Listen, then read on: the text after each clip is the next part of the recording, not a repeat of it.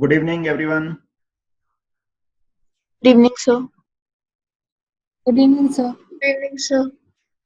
Good evening. चलो तो 10th का रिजल्ट आ गया सब लोगों का, है ना? सबका ही आ गया ना? आप सीबीएसई और आईसीएसई वाली बच्चे हैं जहां तक मेरे को ध्यान है। Yes, sir. Yes sir. तो कुछ बच्चों ने तो बता दिया, बाकी क्या रहा और होगा? परीक्षा तुम्हारा कैसा रहा? सर अच्छा था। अच्छा रहा। कितने आए? सर मेरे को सर 93। 93। गुड। और हेमांगी तुम्हारा कैसा रहा? 95.4। 95.4। गुड। चलो, अब भव्य और अदिति का पहले ही आ गया था। आयुषी वगैरह ने बता ही दिया, पुष्पक ने भी बता दिया, प्रियांशी ने भी बता दिया। सुहानी तुम्हारा क्या रहा?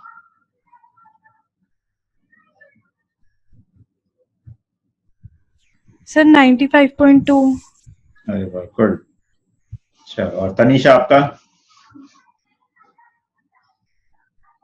ओके, ठीक है। चलो तो कोई बात नहीं, आपका जिसका भी रिजल्ट जैसा भी रहा, तो अगर अच्छा आया है तो बहुत अच्छी बात है, अगर थोड़ा बहुत कम है तो कोई बात नहीं।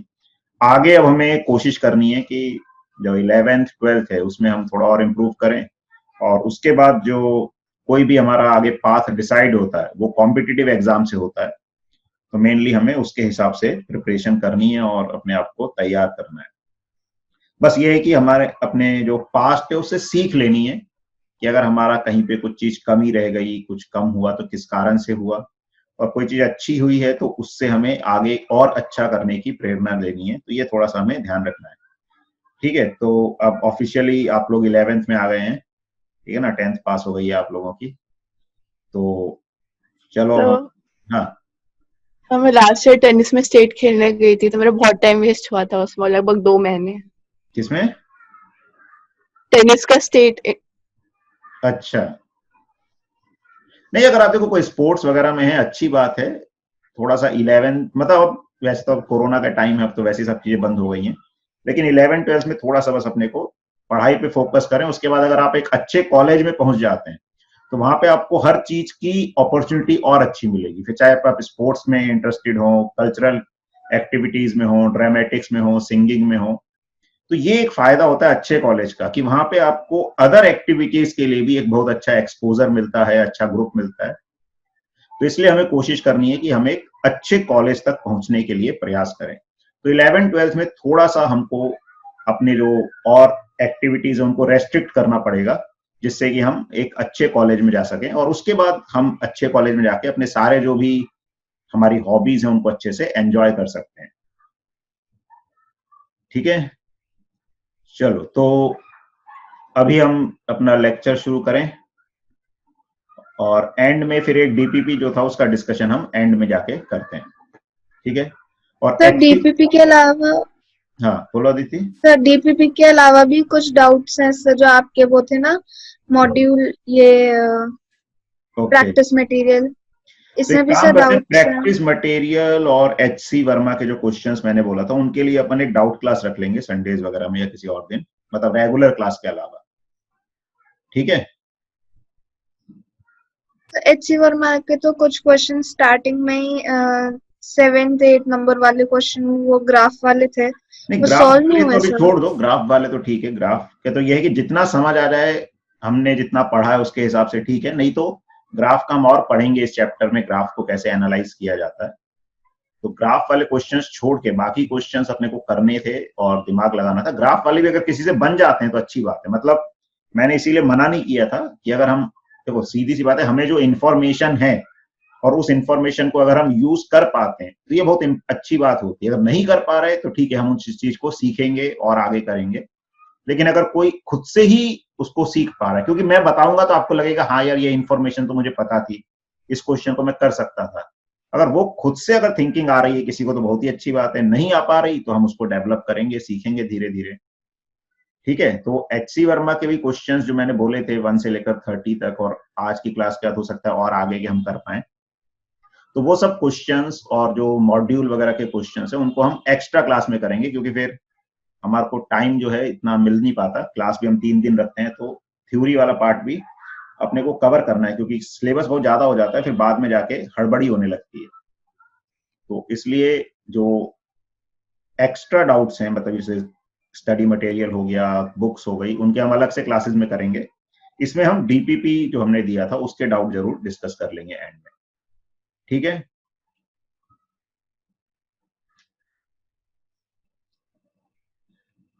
चलो तो फिर हम अपना टॉपिक आगे बढ़ाते हैं।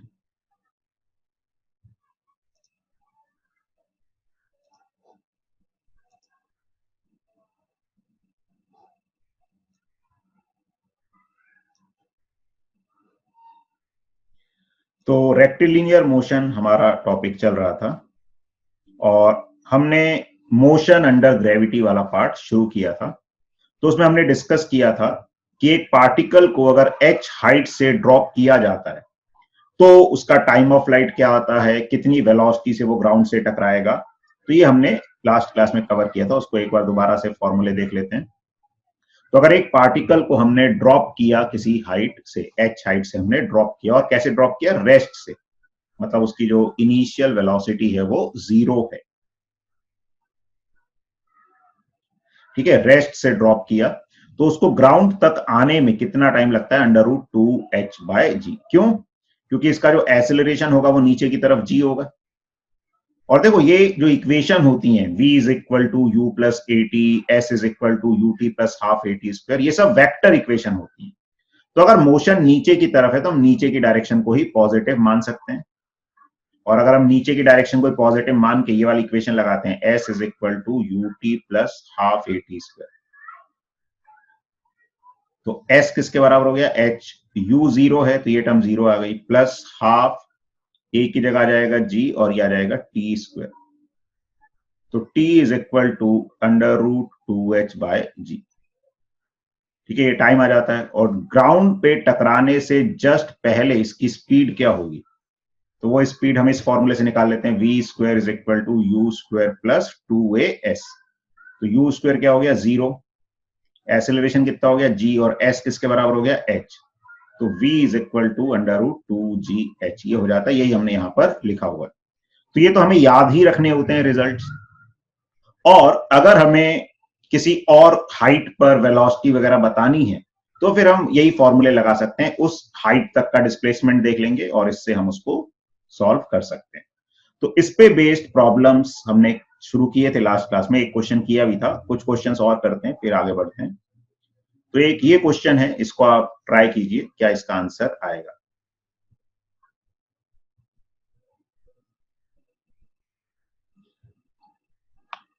अच्छा, आज एक नई स्टूडेंट आने वाली थी, अमीशा, आप क्लास पे हो? Yes sir. ओके, ठीक है, गुड। तो अभव्या ने आंसर दिया है, लेकिन हाँ सही है अभव्या, आपका आंसर सही है, गुड। तो आंसर्स आप लोग चैट पे बता सकते हैं और ऑप्शन बता सकते हैं सीधे कि ऑप्शन, कौन सा ऑप्शन सही है। तनीषा, आपका भी सही है। सर हाँ भव्या। सर जब हम ये कंसिडर करते हैं कि सारी इक्वेशंस वेक्टर इक्वेशंस हैं, हाँ, और हम कंसिडर करते हैं कि बॉडी जो है वो अंडर फोर्स ऑफ ग्रेविटी जो है उसके अंडर है, तो हम ये भी कंसिडर कर सकते हैं कि उस सिर्फ नीचे वाला डायरेक्शन पॉजिटिव होगा। नहीं बेटा, ये हमारे ऊपर है, हम किसको पॉजिटिव मानना चाहते हैं, ऐसा नहीं है। मतलब ये पॉजिटिव नेगेटिव कुछ फिक्स नहीं है, वो हम पे डिपेंड करता है। हम अगर ऊपर पॉजिटिव मानना चाहें तो ऊपर भी मान सकते हैं, नीचे मानना चाहें तो नीचे भी मान सकते हैं। जनरल कन्वेंशन ये होता है कि ऊपर पॉजिटिव मानते हैं। वो कब मानते हैं, जैसे हमने किसी चीज को ऊपर फेंका, अब वो ऊपर भी जाएगी नीचे भी आएगी, तो उसमें एक डायरेक्शन को हम पॉजिटिव चुन लेते हैं। अब पार्टिकल अगर छोड़ दिया या नीचे आ रहा है, सिर्फ नीचे की डायरेक्शन में ही मोशन हो रहा है, तो हम सिंप्लिसिटी के लिए नीचे ही पॉजिटिव मान लेते हैं, क्योंकि हम ऊपर पॉजिटिव मानेंगे तो हर चीज में माइनस साइन लगाना पड़ेगा, तो उससे कोई फायदा नहीं होता। और अगर कहीं पे कुछ स्पेसिफाई नहीं किया और आंसर्स पॉजिटिव नेगेटिव साइन के अकॉर्डिंग दिए हैं, तो ये मान के चलना है कि जनरल जो एजम्पशन है वो ये है कि अपवर्ड को पॉजिटिव माना जाता है, डाउनवर्ड को नेगेटिव, ऐसी राइट को पॉजिटिव माना जाता है, लेफ्ट को नेगेटिव। अगर कहीं पे बिना स्पेसिफाई किए साइन के साथ आंसर दिया है तो ये कॉमन कन्वेंशन हमको लेकर चलना पड़ेगा। सर सारे वेक्टर्स के लिए ऐसा होता है? नहीं, वेक्टर्स तो बेटा देखो डायरेक्शन पे डिपेंड करता है। तो अभी हम क्या कर रहे हैं, वन डायरेक्शनल मोशन की बात कर रहे हैं। तो वन डायरेक्शन में हम पॉजिटिव नेगेटिव मान सकते हैं। बाकी 2-3 डायमेंशन में चले जाएंगे तो फिर हम आई कैप जे कैप इस तरह से उसको यूज करेंगे, उस तरह से हमें लिखना पड़ेगा उसको। तो चलो, हमेशा आपने कुछ गड़बड़ कर दी है। देखो थोड़ा सा देखना है क्वेश्चन में भी पहले कौन सी हाइट दी हुई है, बाद में कौन सी दी है, उसके अकॉर्डिंग हमें आंसर देना है। आयुषी आपका आंसर सही है, अदिति आपका भी सही है। चलो एक बार समझ लो। तो अभी हमने क्या देखा कि अगर पार्टिकल्स को ड्रॉप किया जाता है तो जो टाइम ऑफ फ्लाइट है वो √2h/g के बराबर होता है। अच्छा, एक और चीज, जब हमें कभी रेशो लेना होता है, कंपेयर करना होता है डिफरेंट क्वांटिटीज को, तो हमें पूरा सॉल्व करने की जरूरत नहीं है, हमें सिर्फ प्रोपोर्शनैलिटी पे ध्यान देना है। तो यहां पर g तो कांस्टेंट है, 2 भी कांस्टेंट है, यानी time period is proportional to √h आ जाएगा। तो सिर्फ हमें प्रोपोर्शनैलिटी देखनी कि हाइट पे क्या प्रोपोर्शनैलिटी आ रही है।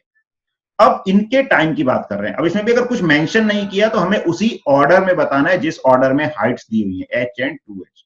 तो T1/T2 क्या आ जाएगा, तो √h के प्रोपोर्शनल है तो ऊपर h आएगा क्योंकि पहले पार्टिकल की हाइट h है, दूसरे की 2h है तो 2h आ जाएगा यहां पे। तो T1/T2 इज इक्वल टू 1/√2। तो इस तरह से ये आंसर आ जाएगा। ठीक है, अगर T2/T1 दूसरे का निकालते तो √2:1 आता है, यहां पे 1:√2 आ जाएगा। अच्छा, इसमें एक और चीज, कई बार ऐसा भी दे देते हैं, पार्टिकल का मास दे देते हैं कि एक पार्टिकल का मास है m, एक का 4m। तो हम कंफ्यूज होने लगते हैं, अरे यार मास पे कैसे डिपेंड करेगा। तो मास पे कोई डिपेंडेंस नहीं है। तो अगर मास दे भी दिया तो मास से इंडिपेंडेंट आंसर रहेगा। ठीक है, अगर पार्टिकल्स का मास भी दिया होता तो इस क्वेश्चन में मास की कोई जरूरत नहीं पड़ेगी। ठीक है, तो ये ऐसे इसको कर सकते हैं। ठीक है, और अगर गलती हो रही कोई बात नहीं, हमें ये ध्यान रखना है कि बस वो गलती से हम सीखें और आगे से वैसी गलती ना करें कम से कम। तो यही चीज हमें सीखनी है पढ़ाई के साथ साथ, कि हमें कॉन्सेप्ट सीखने हैं, एप्लीकेशन सीखना है और अपनी गलतियों से ये सीखना है कि हम किस तरह की गलती कर रहे हैं, मतलब कहाँ क्वेश्चन समझने में गलती कर रहे हैं, इंटरप्रेट करने में गलती कर रहे हैं, या आंसर मार्क करने में गलती कर रहे हैं, और आगे से उसको हमें करेक्ट करते जाना है। चलो एक और ये क्वेश्चन है, इसको देखो क्या आएगा इसका आंसर, ये बताइए। अच्छा, इसमें लास्ट सेकंड की बात कर रहे हैं तो इसमें nth सेकंड वाला फॉर्मूला लगेगा, मैं हिंट दे देता हूं। तो हम ये मान सकते हैं कि मान लो nth सेकंड ही लास्ट सेकंड है, तो nth सेकंड का फॉर्मूला लगा के हम n की वैल्यू निकाल सकते हैं। तो n की वैल्यू आ गई और nth सेकंड लास्ट सेकंड है, तो वो n ही टाइम ऑफ फ्लाइट हो जाएगा और accordingly we can find the height of the tower. और nth सेकंड का फॉर्मूला वैसे तो याद होना चाहिए सबको, अगर बाई चांस किसी को याद नहीं है तो मैं दोबारा बता देता हूं। बाकी ये सब चीजें है ना याद रखनी है, ऐसे कोई बताएगा नहीं एग्जाम में। तो Sn क्या होता है, u plus a/2 into 2n-1। This is the displacement in nth second. तो अभव्या का आंसर आ गया है और सही है। प्रेक्षा आपने एक 0 एक्स्ट्रा लगा दिया, एक बार चेक कीजिए। पुष्पक, हमको हाइट ऑफ टावर बतानी है और आप जो n निकाला है वो भी आपका गलत आ रहा है। n की वैल्यू मैं बता देता हूँ 5 आएगी, मतलब जो आखिरी सेकंड है वो 5वां सेकंड हो। चलो, तो इतनी देर में सर अगर मेंशन नहीं होता है तो इनिशियल वेलोसिटी 0 ली जाती है। ड्रॉप बोला हुआ ना, ड्रॉप का मतलब ही इनिशियल वेलोसिटी 0। अगर बोला था थ्रोन विद सम वेलोसिटी तो वेलोसिटी लेनी पड़ती। ड्रॉप मतलब छोड़ दिया हमने। Okay sir. ठीक है ना, तो क्या करेंगे इधर देख लो एक बार। तो हम मान लेते हैं let nth second be the last second.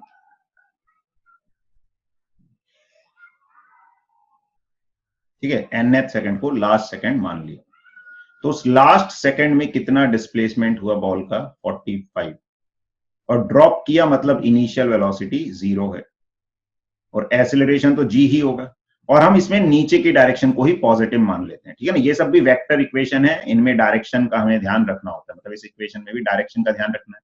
तो हमने डिस्प्लेसमेंट भी नीचे हो रहा है उसको पॉजिटिव माना है, एक्सेलरेशन भी नीचे है उसको भी पॉजिटिव मान लेंगे, तो हम डाउनवर्ड डायरेक्शन को ही पॉजिटिव मानकर चल रहे हैं। तो एक्सेलरेशन हो गया 10/2 इंटू 2n-1, 10/2 आ गया 5, तो ये 2n-1 जो है ये आ जाएगा 45/5, that is 9. This will give us 2n is equal to 10 और n is equal to 5. तो n की वैल्यू 5 आ गई, यानी कि 5th second is the last second, यानी कि बॉडी 5वें सेकेंड में आखिरी सेकेंड मूव कर रही है, यानी कि उसको ग्राउंड में टकराने में कितना टाइम लग रहा है, 5 second. So time of flight is 5 second. अब टाइम ऑफ फ्लाइट क्या होगा? हाँ, तो पर लास्ट सेकंड में उसकी इनिशियल वेलोसिटी 0, मतलब फाइनल वेलोसिटी 0 होगी ना? नहीं बेटा, लास्ट सेकंड में वेलोसिटी 0 नहीं कर रही। ये जो फॉर्मूला है एसएन वाला, इसमें तो Yes, यू sir. वही होती है initial velocity t is equal to 0 पे जो है। अगर हम ये इक्वेशन लगाते u t plus half a t square 1 second के लिए, उसमें यू होती 4 सेकंड पे जो वेलोसिटी होती। ये जो फॉर्मूला है s n is equal to u plus a/2 into 2n-1 nth second का, इसमें यू होती है t इज इक्वल टू 0 पे जो वेलोसिटी है। Okay sir. ठीक है, तो ये अच्छा कि आपने पूछ लिया, तो ऐसे कंफ्यूजन भी हमको दूर करने धीरे धीरे। तो टाइम ऑफ फ्लाइट क्या होता है, √2h/g, ये टाइम ऑफ फ्लाइट होता है, और ये आ गया 5 के बराबर। तो यहां से 2h/g इज इक्वल टू आ गया हमारे पास 25। तो h is equal to 25, g की वैल्यू कितनी है 10/2, 10/2 हो गया 5, 25 इंटू 5 इज 125 मीटर। तो this is the height of the tower. तो ऐसे हम इसको सॉल्व कर सकते हैं, ठीक है। ये इसका सॉल्यूशन हमने दिया भी हुआ इस तरह से। तो समझ आया ये? किसी को कोई डाउट है एक बार पूछ सकता है, अगर वो डाउट है तो। तो s equal to u t plus half g t square से भी यही आता? नहीं आता ना बेटा, उसमें हमको यू टी, मतलब उसमें टोटल टी टाइम का डिस्प्लेसमेंट चाहिए होता है। मतलब कहां पे लगाना, इसके बाद लगा सकते हैं, ये टी निकालने के बाद, ये हमने टी निकाल लिया, हाँ सर। इसके बाद लगा सकते थे। इसके बाद s is equal to u t plus half g t square लगा सकते थे, कि जो टोटल डिस्प्लेसमेंट होगा 5 सेकेंड में वही टावर की हाइट हो जाएगी। तो इसके बाद कर सकते थे, यहां पे नहीं बता सकते, यहां तो हमें इसी nth सेकेंड वाला फॉर्मूला लगाना पड़ेगा। अब u0 ले लेंगे इसमें, क्योंकि ये तो वही शुरुआत से बात कर रहे हैं। g हो जाएगा 5, मतलब g हो जाएगा 10, और t स्क्वायर हो जाएगा 25। तो वही आंसर आ जाएगा यहां से भी, 5 इंटू 25 इज 125। ठीक है सर तो ये फॉर्मूला जी जब कांस्टेंट होगा तभी यूज होगा? ये सारे फॉर्मूले तभी लगेंगे जब एक्सीलरेशन कांस्टेंट होगा। देखो सारे फॉर्मूले तभी वैलिड हैं, ये जो इक्वेशंस ऑफ मोशन है, जब एक्सीलरेशन कांस्टेंट होगा। अब इसमें भी ध्यान रखना है, ये जो फॉर्मूला होता है s is equal to u t plus half g t square, ये बताता है शुरुआत से जो भी इनिशियल है वहां से t टाइम में क्या डिस्प्लेसमेंट होगा। और एसएन वाला क्या बताता है, किसी nth सेकेंड में। इसमें अगर u जो आता है वो नहीं है nth सेकेंड में जो वेलोसिटी होगी या n-1 पे, u इनिशियल वेलोसिटी ही है। लेकिन nth सेकेंड, चौथे सेकेंड का डिस्प्लेसमेंट बताना है, तो u तो t इज इक्वल टू 0 वाला रखेंगे, n की जगह यहां पे क्या रख देंगे, 4 रख देंगे। और 4th सेकेंड के डिस्प्लेसमेंट का मतलब 3 सेकेंड से 4 सेकेंड के बीच में क्या डिस्प्लेसमेंट हुआ। ऐसे अगर कोई 9th सेकेंड का डिस्प्लेसमेंट बोलेगा, मतलब n को 9 रख देंगे, उसका मतलब है 8 सेकेंड और 9 सेकेंड के बीच में क्या डिस्प्लेसमेंट। हेलो हाँ हेलो, एक मिनट, हमेशा क्या हुआ, आपको आवाज आ रही है?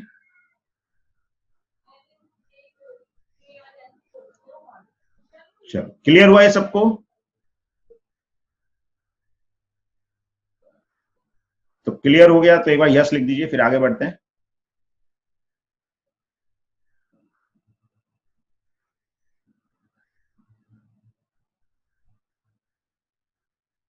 ठीक है, चलो अब हम बात करते हैं particle thrown vertically upward from the ground.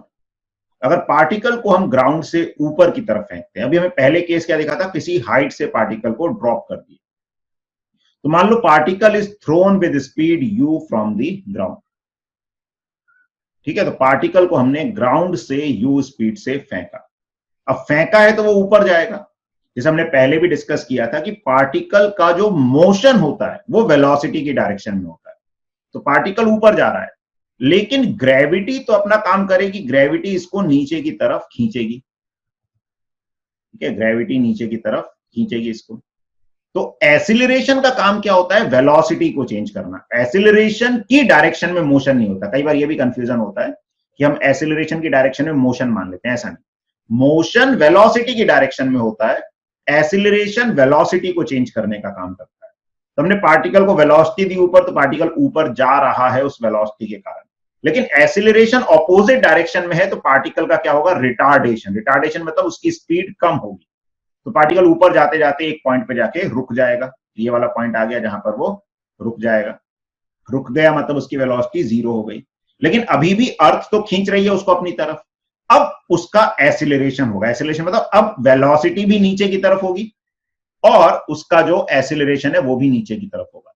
और एक और चीज जो हमने डिस्कस की थी कि अगर वेलोसिटी और एसिलरेशन ऑपोजिट डायरेक्शन में है तो स्पीड कम होगी, जब पार्टिकल ऊपर जा रहा है तो उसकी स्पीड कम होती जाएगी, और जब पार्टिकल नीचे आएगा तो उसकी स्पीड बढ़ती जाएगी, क्योंकि वेलोसिटी और एसिलरेशन सेम डायरेक्शन में आ जाएंगे।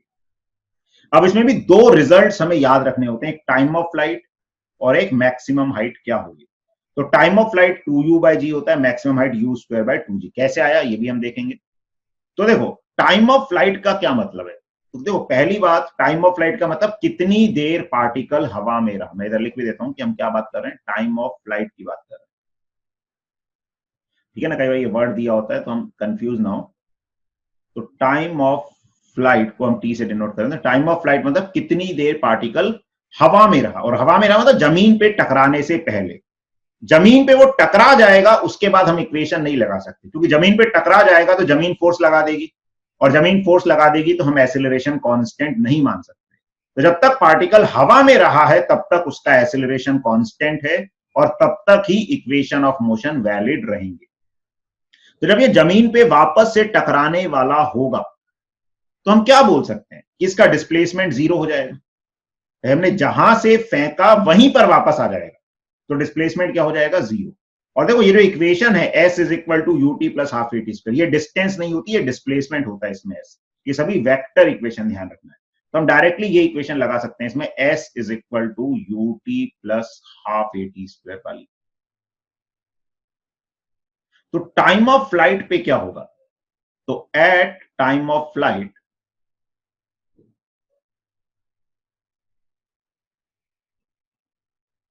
s will be 0। Time of flight पे जो डिस्प्लेसमेंट है 0 हो जाएगा। समझ आ रहा है कि पार्टिकल वापस उसी पॉइंट पे आ गया तो डिस्प्लेसमेंट 0, तो डिस्प्लेसमेंट को हमने 0 रख दिया।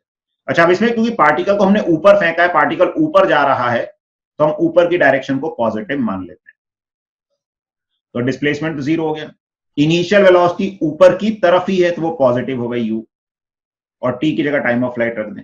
अच्छा, लेकिन एसिलरेशन तो नीचे की तरफ है, तो एसिलरेशन को नेगेटिव रखना पड़ेगा, तो -g/2 आ जाएगा इनटू t का स्क्वायर। अब टाइम ऑफ फ्लाइट 0 तो होगा नहीं, तो हम एक t को कैंसिल कर सकते हैं, यहां से टाइम ऑफ फ्लाइट आ जाएगा 2u/g, यानी इतना टाइम इस पार्टिकल को लगेगा वापस मतलब जमीन पर आने में, इतनी देर ये हवा में रहेगा। ठीक है, फिर हमसे क्या पूछा है, मैक्सिमम हाइट भी पूछी है। अब मैक्सिमम हाइट पे क्या होगा, तो पार्टिकल तब तक ऊपर जाएगा जब तक उसके पास वेलोसिटी होगी। तो मैक्सिमम हाइट पर वेलोसिटी क्या हो जाएगी, 0 हो जाएगी। तो at maximum height velocity will be 0। ठीक है, अब इसमें हम क्या कर सकते हैं, वो वाला फॉर्मूला लगा सकते हैं, v² = u² + 2as। तो वेलोसिटी 0 हो गई, इनिशियल वेलोसिटी कितनी हो गई, u²। अब देखो इसमें सब कुछ साइन के साथ रखना है। अब स्क्वायर हो गया तो पॉजिटिव नेगेटिव दोनों का स्क्वायर सेम होता है, तो यहां नहीं सोचना, लेकिन यहां सोचना है। हमने ऊपर पॉजिटिव माना हुआ है तो एसिलरेशन तो नेगेटिव हो जाएगा, लेकिन डिस्प्लेसमेंट तो ऊपर ही हो रहा है ना, तो वो पॉजिटिव हो जाएगा। तो ओवरऑल माइनस साइन आ जाएगा, 2a की जगह आ जाएगा g, s की जगह आ जाएगा h। जब वेलोसिटी 0 हो रही है तो डिस्प्लेसमेंट किसके बराबर है, h के बराबर है। तो यहां से h की वैल्यू आ जाएगी u स्क्वायर बाय 2g। तो ये इसकी मैक्सिमम हाइट आ जाएगी। ठीक है, ये समझ आया यहां तक कि अगर एक पार्टिकल को हम ऐसे फेंकते हैं ग्राउंड से कुछ वेलोसिटी u से, तो इस तरह से हम उसकी मैक्सिमम हाइट और टाइम ऑफ फ्लाइट बता सकते हैं। ठीक है, क्लियर है ये? सर हाँ, सर यहाँ पे जो एक्सेलरेशन है उसको नेगेटिव इसलिए लिया गया है क्योंकि जो डिस्प्लेसमेंट है वो सिर्फ अपवर्ड डायरेक्शन में है।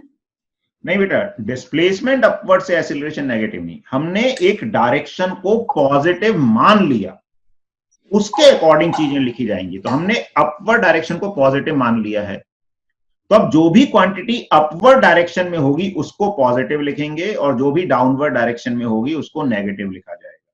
अगर मैं नीचे की डायरेक्शन पॉजिटिव मान लेता तो भले डिस्प्लेसमेंट ऊपर होता, मैं डिस्प्लेसमेंट को नेगेटिव लिखता लेकिन एक्सीलरेशन को क्या लिखता, पॉजिटिव। तो वो हमारे मानने के ऊपर है कि हमने किस डायरेक्शन को पॉजिटिव एज्यूम किया है। ठीक है, और आंसर पे कोई फर्क नहीं पड़ता उससे। जैसे मैं बता भी दूं, अगर मैं मान लो नीचे कोई पॉजिटिव मान ले तो क्या होगा।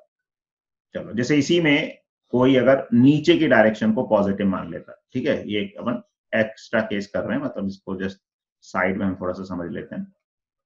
तो अगर किसी ने नीचे की डायरेक्शन को पॉजिटिव मान लिया तो उसके लिए इनिशियल वेलोसिटी क्या हो जाती है, फिर माइनस यू हो जाती, एक्सीलरेशन क्या हो जाता, प्लस जी हो जाता। और ऊपर तक जाने के लिए मतलब टाइम ऑफ फ्लाइट की बात करते हैं तो इसमें s is equal to u t plus half a t square में s जीरो हो जाता, s तो जीरो ही होता, u क्या हो जाता, माइनस यू इंटू टी, और एक्सीलरेशन वाली term plus half g t square आ जाती, तो एक टी कैंसिल हो जाता, टी यहां से भी 2u बाई जी हो जाता। अब इसमें ये जो दूसरी इक्वेशन है इसमें a वाली टर्म पॉजिटिव आ जाती लेकिन डिस्प्लेसमेंट वाली नेगेटिव आ जाती, क्योंकि मैक्सिमम हाइट ऊपर की तरफ हो रही है। तो अगर हम नीचे पॉजिटिव मानेंगे तो ऊपर नेगेटिव आ जाएगा। तो अब a पॉजिटिव हो जाता लेकिन s वाली टर्म नेगेटिव हो जाती, आंसर सेम रहता, उससे कोई फर्क नहीं पड़ता।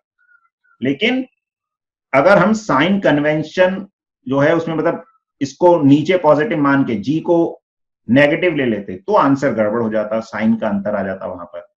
तो हम किसी भी डायरेक्शन को पॉजिटिव या नेगेटिव मानेंगे और उसके अकॉर्डिंग बाकी चीजों को हम लिखेंगे। ठीक है, क्लियर हुआ ये? Yes sir. चलो, तो इसको तो मैं हटा ही देता हूं यहां से।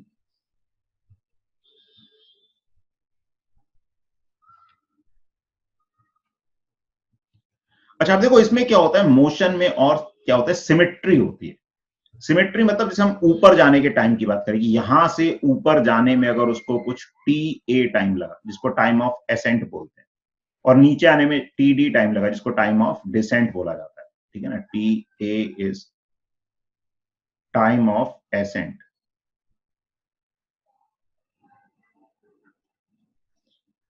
T d is time of descent. तो ये दोनों भी आपस में बराबर होते हैं। इसको हम प्रूव भी कर सकते हैं। जैसे ऊपर जाने का टाइम निकालना है तो हमने ऊपर वाला मोशन देखा, उसमें v को जीरो रख दिया, तो v is equal to u plus a t लगाया, v को जीरो कर दिया, u को u रखा, a को माइनस जी रखा, तो टाइम आ जाएगा। ठीक है, ऐसे नीचे आने का टाइम है उसको टाइम ऑफ फ्लाइट में से टाइम ऑफ एसेंट को माइनस कर देंगे तो टाइम ऑफ डिसेंट आ जाएगा। तो टाइम ऑफ एसेंट और टाइम ऑफ डिसेंट दोनों बराबर होते हैं, और ये टाइम ऑफ फ्लाइट के आधे होते हैं, मतलब जितना टाइम ऊपर जाने में लगता है उतना ही टाइम नीचे आने में लगता है, that is equal to u by g. ठीक है, और थोड़ी सी इसमें कुछ चीजें सिमेट्रिक होती हैं जो हमें ध्यान रखना है कि किसी भी सेम हाइट पर अगर हम बात करें, जैसे ये सेम हाइट पर कोई भी दो पॉइंट है, तो इधर पे जितनी इसकी वेलोसिटी होगी v1, उतनी ही वापस जब ये लौट रहा होगा तब भी इसकी वेलोसिटी होगी, मतलब स्पीड होगी v1। वेलोसिटी तो डिफरेंट होगी, डायरेक्शन अलग अलग हो गई, लेकिन स्पीड सेम रहेगी। तो सेम हाइट पर जो स्पीड ऊपर जाते वक्त होगी वही स्पीड नीचे आते वक्त होगी। ऐसे ग्राउंड से यहां तक जाने में अगर इसको कुछ t1 टाइम लगा होगा तो यहां से ग्राउंड तक आने में भी t1 टाइम लगा होगा। ऐसे इधर से मैक्सिमम हाइट तक जाने में इसको कुछ अगर t2 टाइम लगा होगा, तो मैक्सिमम हाइट से वापस यहां तक आने में भी t2 टाइम लगा होगा। तो ऐसे क्या होती है, कई सारी चीजें सिमेट्रिक होती हैं। ऐसे ही फिर अगर यहां से बीच में कोई 2 लेवल ले लिए हाइट के, अगर यहाँ पे कुछ t3 टाइम लगा होगा इस हाइट से इस हाइट तक जाने में, तो लौटते वक्त भी ये टाइम t3 होगा। तो सिमेट्री होती है, अपवर्ड मोशन और डाउनवर्ड मोशन में सिमेट्री होती है। इसको भी हम प्रॉब्लम सॉल्विंग में यूज कर सकते हैं जरूरत पड़ने पे। ठीक है, तो ये हमें पता होना चाहिए कि अगर पार्टिकल को हमने ग्राउंड से फेंका तो कैसे हम डिफरेंट रिजल्ट्स को यूज कर सकते हैं, डिफरेंट जो कॉन्सेप्ट्स हैं उनको यूज कर सकते हैं। और ध्यान रखना, ये जो भी हम इक्वेशन लगाते हैं एस वाली, ये क्या देती है, डिस्प्लेसमेंट। कई बार क्या होता है, डिस्टेंस पूछ ली जाती है हमसे, तो डिस्टेंस पूछ ली जाएगी तो वहां थोड़ी सी ध्यान रखना है कि डिस्प्लेसमेंट और डिस्टेंस जरूरी नहीं है सेम हो। अगर पार्टिकल एक ही डायरेक्शन में चलता रहेगा तो डिस्प्लेसमेंट और डिस्टेंस सेम होगा, लेकिन अगर पार्टिकल अपनी डायरेक्शन चेंज कर रहा होगा तो डिस्टेंस और डिस्प्लेसमेंट डिफरेंट हो जाएगा। तो उसके अकॉर्डिंग भी हमें फिर आगे चीजें करनी पड़ती हैं। ठीक है, तो ये क्लियर हुआ। तो हम आगे इसमें कुछ प्रॉब्लम्स लेके देखते हैं अब कैसे इनको यूज किया जाता है। चलो, तो ये एक क्वेश्चन है, a ball is thrown vertically upwards with speed u, the distance covered during the last t seconds of its ascent is. तो लास्ट t सेकेंड में कितना डिस्टेंस ये बॉडी ट्रेवल करेगी। इसको ट्राई करो एक बार, देखो क्या आंसर आना चाहिए इसका। अच्छा, तनीषा पूछ रही है एसेंट का मतलब, एसेंट का मतलब ऊपर जाना, चढ़ना, डिसेंट का मतलब उतरना। तो एसेंट मतलब ऊपर जाने में क्या टाइम लगेगा, डिसेंट मतलब नीचे आने में क्या टाइम लगेगा। तो यहां पे भी क्या करें कि last t seconds of accent मतलब ऊपर जाने के आखिरी t सेकेंड में क्या होगा। तो अदिति ने आंसर बताया है लेकिन गलत है, पुष्पक ने भी गलत बताया है, प्रेक्षा ने सही बताया है, गुड।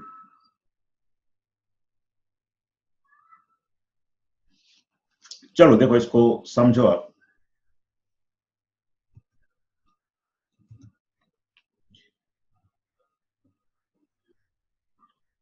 तो देखो, पार्टिकल को हमने ग्राउंड से फेंका, कुछ u वेलोसिटी से फेंका। अब ये पार्टिकल ऊपर जाके वापस ऐसे आ रहा है।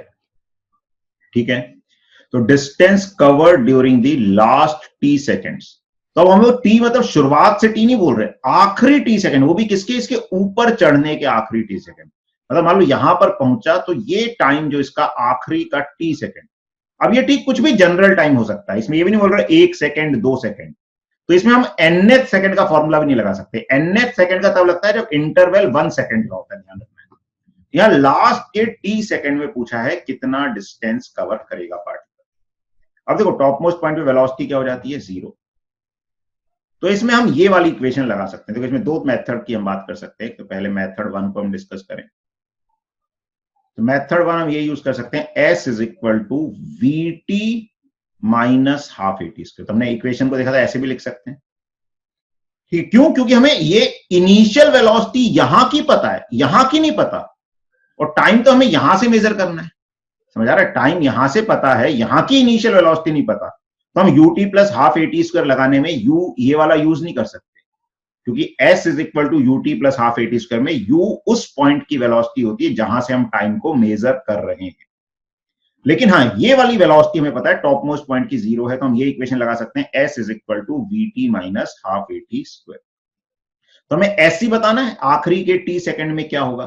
तो अब इसमें t यही टाइम होगा, आखिरी का t सेकेंड। ठीक है, समझ आ रहा है ये। तो s is equal to vt, मतलब मैंने मोशन को भले कहीं से भी शुरू हुआ हो, उससे कोई मतलब नहीं। मैं तो मान लू यहीं से शुरू हो रहा है मोशन, लेकिन मुझे यहां की वेलोसिटी नहीं पता, यहां से यहां जाने में t टाइम लगा, तो मैं इस डिस्प्लेसमेंट को निकालना चाहता हूं। समझ आ रहा है। ये जो डिस्प्लेसमेंट है s, अब मैंने इनिशियल्स को भूल गया, मेरे को कोई लेना देना नहीं है इनिशियल, मैं तो सिर्फ यहां से यहां तक का मोशन देख रहा हूं, ये जो मैंने रेड पॉइंट्स बनाए हैं, और मुझे ये डिस्प्लेसमेंट बताना है। अब मुझे इधर की इनिशियल वेलोसिटी नहीं पता, क्योंकि नीचे से फेंका था, वहां की इनिशियल वेलोसिटी पता थी, यहां की तो नहीं पता। लेकिन यहां पे मुझे फाइनल वेलोसिटी पता है कि इस पॉइंट से इस पॉइंट तक जाने में टी टाइम लगा और फाइनल वेलोसिटी 0 हो गई। तो मैं कौन सी इक्वेशन में आ गया, s is equal to v t minus half a t square. ये इक्वेशन अब मैं इसलिए यूज कर रहा हूं। तो अब s निकालना है मुझे, वी टी क्या हो गया, तो v हो गया 0 और a, अब मैं देखो ऊपर की डायरेक्शन को पॉजिटिव मान रहा हूं, तो ये ध्यान रखना है कि हम किसको पॉजिटिव मान रहे हैं। क्यों, क्योंकि मैंने s को पॉजिटिव माना, तो s को पॉजिटिव माना यानी मैंने ऊपर की डायरेक्शन को पॉजिटिव मान लिया। अब फाइनल वेलोसिटी तो 0 हो गई, लेकिन एक्सीलरेशन तो नीचे की तरफ ही होगा। तो अगर मैं ऊपर की डायरेक्शन पॉजिटिव मानता हूं तो एक्सीलरेशन को माइनस जी मुझे लिखना पड़ेगा। तो minus half into minus g into t square, ये आ जाएगा। तो s is equal to half g t square. तो ये u पे डिपेंड ही नहीं कर रहा आंसर, हम बिना u के ही आंसर दे सकते थे। अगर यही बोल देते ये particle is thrown vertically upwards with some speed, तो भी हम क्वेश्चन कर सकते थे। ठीक है, क्लियर हुआ ये सबको। अब इसका एक और तरीका हम कर सकते हैं। ठीक है, दूसरा क्या मेथड लगा सकते हैं इसमें,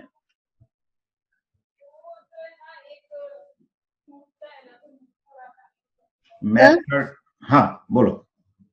सर ये जो v था ये तो यहाँ की इनिशियल वेलोसिटी थी ना, ये जो आपने जहाँ पे मार्क करा है नहीं, ये ब्लू इसमें से। इनिशियल कैसे हुई, मैं यहां से यहां का मोशन देख रहा हूं ना, यहां से यहां का आखिरी के टी सेकंड का मोशन देख रहा हूं, नीचे से मतलब इस पॉइंट से टॉप मोस्ट पॉइंट तक जाने का।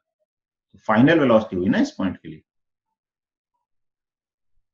ये इनिशियल पोजीशन हुई। अब मेरा जो टाइम, मेरे असेंट की बात कर रहा हूं ऊपर जाने की, तो उस आखिरी के टी सेकंड का जो असेंट हो रहा है उसके लिए ये इनिशियल पॉइंट हो जाएगा और ये फाइनल पॉइंट हो जाएगा।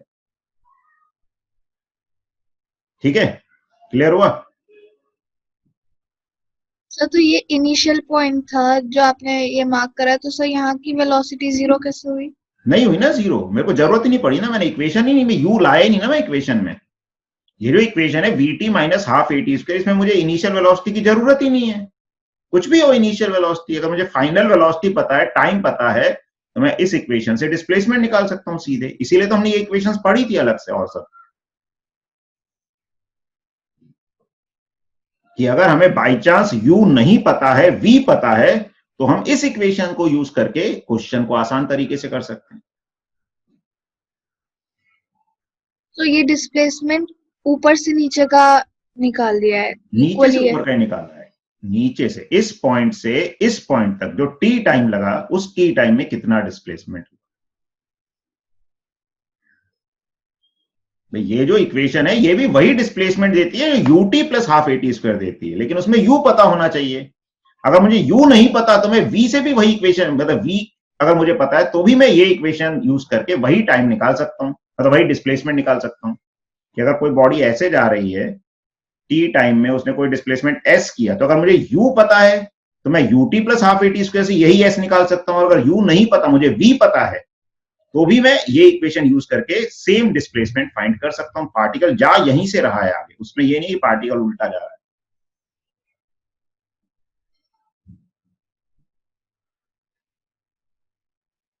ठीक है,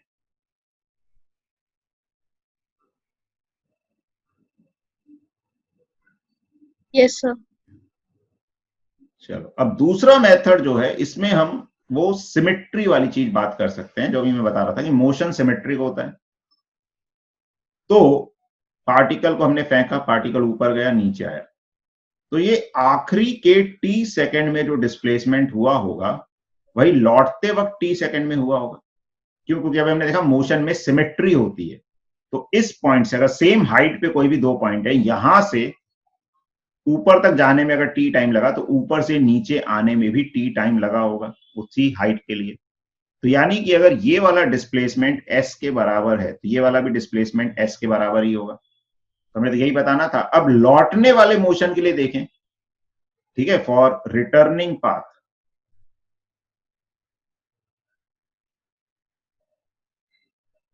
तो उसके लिए अब टॉप मोस्ट पॉइंट की वेलोसिटी इनिशियल वेलोसिटी जैसी हम मान सकते हैं। हम सिर्फ नीचे आने वाला मोशन देख रहे हैं, यहीं से मोशन की बात कर रहे हैं, तो u 0 हो जाएगा। और अब क्योंकि नीचे बॉडी आ रही है, नीचे ही डिस्प्लेसमेंट हो रहा है, तो हम नीचे की डायरेक्शन को ही पॉजिटिव मान सकते हैं। ठीक है, हमारे ऊपर है, हम एक बार ऊपर पॉजिटिव मान सकते हैं, एक बार नीचे भी मान सकते हैं ऐसा, लेकिन जैसा भी मानेंगे उसके अकॉर्डिंग हमें प्रॉपर साइन यूज करने। तो अब क्योंकि बॉडी नीचे आ रही है, मैं नीचे को ही पॉजिटिव मान लू, तो u 0 हो गया। अब एक्सेलरेशन क्या हो जाएगा, प्लस g, और डिस्प्लेसमेंट भी पॉजिटिव होगा। अब हम ये इक्वेशन लगा सकते हैं, s is equal to u t plus half a t square. तो u को 0 रख दिया, a को g रख दिया, तो s is equal to half g t square. तो ऐसे भी ये आंसर निकाल सकते हैं यूजिंग दी सिमेट्री, कि जो सिमेट्री होती है अपवर्ड और डाउनवर्ड मोशन में, उसका यूज करके हम इस तरह से डिस्प्लेसमेंट निकाल सकते हैं। क्लियर हुआ ये?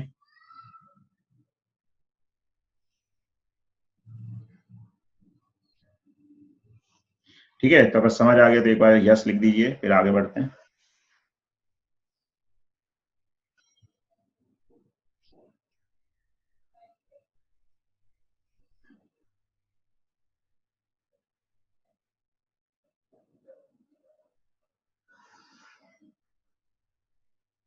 चलो इस पे इधर पे ही मैं एक और क्वेश्चन करवाता हूँ, जनरल क्वेश्चन जैसे। सर हाँ बोलो।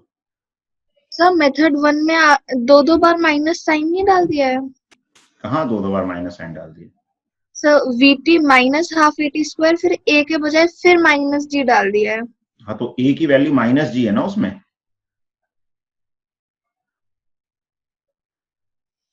ये माइनस जी हमने ऊपर को पॉजिटिव माना है ना इसमें। ये तो इक्वेशन है, VT minus half a t square, तो इक्वेशन है। UT plus half a t square से कंपेयर कंफ्यूज मत हो, ये इक्वेशन में ही माइनस साइन आता है, VT minus half a t square.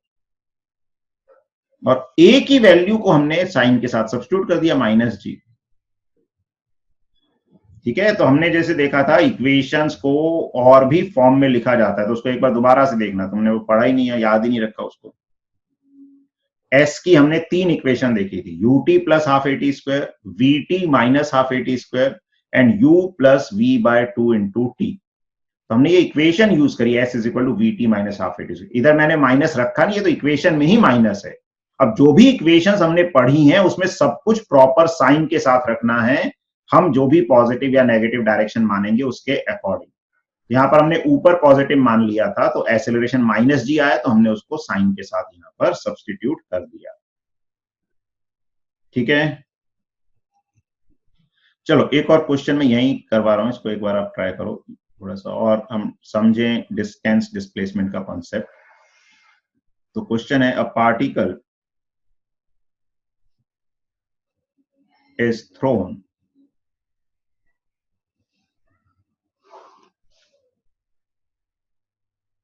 with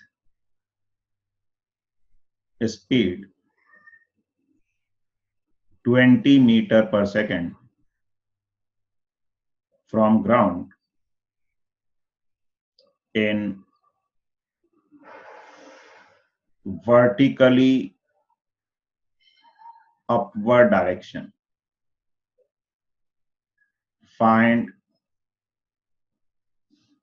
first part, time of flight, second, maximum height from ground,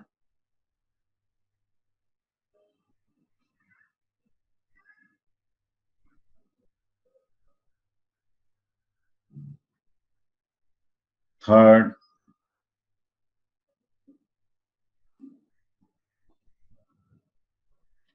displacement and distance traveled in 3 seconds. ठीक है, तो ये 3 पार्ट्स हैं, इसको करो।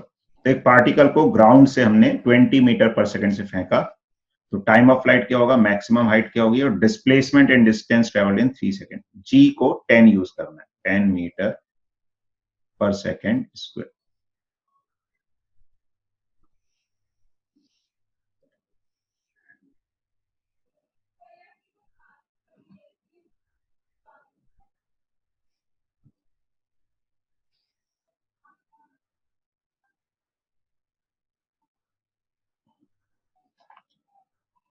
तो हिमांगी आपने टाइम सही निकाला है, आगे और पार्ट कीजिए।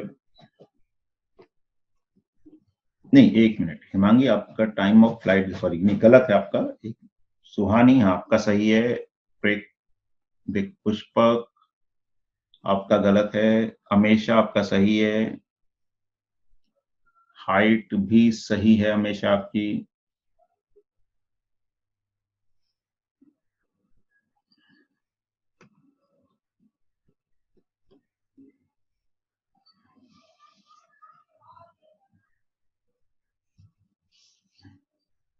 अभव्या, आपने भी हाइट सही निकाली है। सुहानी, आपने हाइट में कुछ गड़बड़ कर दी।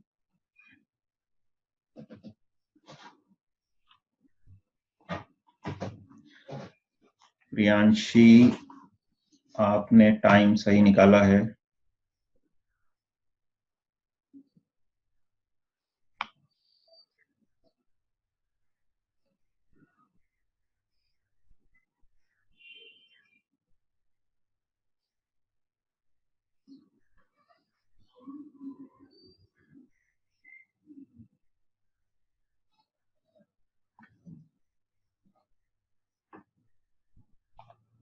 हिमांगी, आपने हाइट सही बताई है अभी। अदिति, आपने टाइम, हाइट, आपने थर्ड पार्ट में गड़बड़ की है। अदिति, 3 सेकंड में हमें बताना है displacement and distance travel, 4 second में नहीं बताना है, 3 सेकंड में। पुष्पक, अब आपने टाइम सही बताया है। तो मेन है लास्ट पार्ट पे थोड़ा ध्यान देना है अच्छे से, बाकी तो आसान है, वो कर ही लोगे आप, मतलब कर ही रहे हो।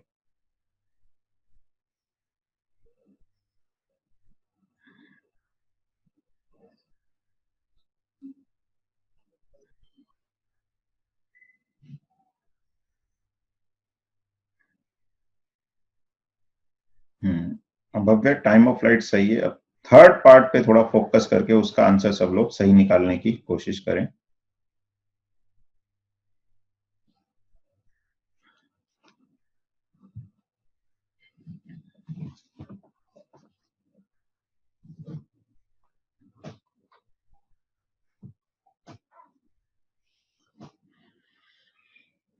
थर्ड पार्ट में डिस्प्लेसमेंट का हमेशा अदिति आप लोगों का सही आंसर। पुष्पक, आपने भी मैक्सिमम हाइट सही बताई है अभी।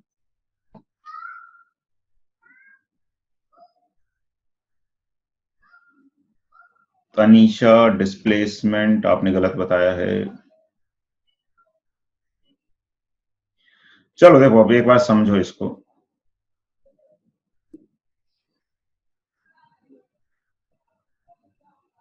तो टाइम ऑफ फ्लाइट, तो टाइम ऑफ फ्लाइट तो हम डायरेक्टली 2u/g, अब ये फॉर्मूले याद रखने हैं और यूज भी करने हैं। तो 2u/g होता है टाइम ऑफ फ्लाइट, तो 2 × 20/10 ये आ जाएगा, दैट इज 4 सेकेंड। अब सेकेंड था मैक्सिमम हाइट, तो मैक्सिमम हाइट क्या होती है? u²/2g, तो u² इज 20 × 20/2 × 10, तो एक 20 का फैक्टर नीचे ऊपर कट जाएगा, तो ये 20 मीटर मैक्सिमम हाइट आ गई। ठीक है, तो ये तो 2 पार्ट थे, थोड़े सिंपल थे, डायरेक्ट फॉर्मूला बेस्ड थे, और फॉर्मूला याद रखना है तो यूज भी करना है, ऐसी बात नहीं है कि यूज नहीं करना। अब तीसरे पार्ट में थोड़ा सा देखो, हम समझने वाली बात है, पहले वो समझे हम। तो पार्टिकल को हमने ग्राउंड से फेंका, ठीक है, किसी भी वेलोसिटी से फेंका, जैसे यहाँ पे 20 से फेंका है। अब वो ऊपर जाएगा और फिर नीचे भी आएगा, ठीक है। पाथ वैसे एक ही लाइन के अलॉन्ग होगा, स्ट्रेट लाइन के अलॉन्ग, हम समझाने के लिए थोड़ा सा आगे बना देते हैं, बाकी पार्टिकल तो सीधा ऊपर जाके उसी लाइन के अबाउट नीचे आएगा। अब देखो, इसमें जो ध्यान देने वाली बात यह है कि डिस्टेंस और डिस्प्लेसमेंट सेम होता अगर मोशन एक ही डायरेक्शन में होता, लेकिन अगर डायरेक्शन चेंज हो रही है तो डिस्टेंस और डिस्प्लेसमेंट अलग होगा। अब टाइम ऑफ फ्लाइट कितना है? 4 सेकंड, तो ऊपर तक पहुंचने में कितना टाइम लगेगा? जो टाइम ऑफ एसेंट है वो 2 सेकंड हो जाएगा, टाइम ऑफ फ्लाइट का आधा होता है टाइम ऑफ एसेंट, तो ऊपर तक पहुंचने में उसको 2 सेकंड लगे। तो जो 3 सेकंड है वो चेक करो, क्या वो 2 सेकंड से ज्यादा है या 2 सेकंड से कम है? तो अगर ये 2 सेकंड से कम होता 3 सेकंड, तो डिस्टेंस और डिस्प्लेसमेंट सेम आ जाता है, लेकिन 3 सेकंड ज्यादा है, यानी कि 3 सेकंड में वो कुछ लौट चुका होगा, यानी कि 3 सेकंड पे पार्टिकल यहां कहीं होगा। मतलब ऊपर गया था, ऊपर पहुंचा 2 सेकंड में, लेकिन वहां से लौट भी चुका है और 3 सेकंड में यहां पे होगा। अब डिस्प्लेसमेंट हम सीधे निकाल सकते हैं। ये जो इक्वेशन होती है S is equal to u t plus half a t. देखो ये वेक्टर इक्वेशन है, इसमें चाहे पार्टिकल ऊपर जा रहा हो, ऊपर जाके नीचे आ गया हो, हम बस सब कुछ प्रॉपर साइन के साथ सब्स्टिट्यूट कर दें तो हमें डिस्प्लेसमेंट मिल जाएगा ऑटोमेटिकली। जब हम सब कुछ प्रॉपर साइन के साथ रखेंगे तो उसमें अगर पार्टिकल रिवर्स आया होगा तो वो रिवर्स वाला मोशन भी कंसीडर हो जाएगा। तो इसमें अगर हम ऊपर की डायरेक्शन को पॉजिटिव मान लेते हैं, ठीक है, तो u कितना है, तो u तो है 20, जिससे हमने बॉडी को फेंका था यहां पे, ठीक है। एसिलरेशन ऊपर पॉजिटिव मान रहे तो एसिलरेशन -10 हो जाएगा, और टाइम कितना है 3 सेकंड, तो इसमें सब्स्टिट्यूट कर दें तो आ जाएगा 20 × 3, एसिलरेशन -10 है तो -10/2 हो जाएगा, -5 × 3 का स्क्वायर, तो यह आ जाएगा 60 - 45, दैट इज 15 मीटर। तो 15 मीटर जो है डिस्प्लेसमेंट होगा, ठीक है। 15 मीटर मतलब इसमें ऑटोमेटिकली देखो ऊपर जाने का भी आ गया, नीचे ऊपर कितना गया था मैक्सिमम हाइट के बराबर, जो मैक्सिमम हाइट कितनी थी 20 मीटर, तो वो 20 जाके लौट आया। तो अपने आप जब हमने इक्वेशन में सब कुछ प्रॉपर साइन के साथ रखा तो ऑटोमेटिकली लौटने वाला मोशन भी कंसीडर हो जाता है। समझ आ रहा है? तो ध्यान रखना है ये इक्वेशन हमें टुकड़ों में लगाने की जरूरत नहीं है।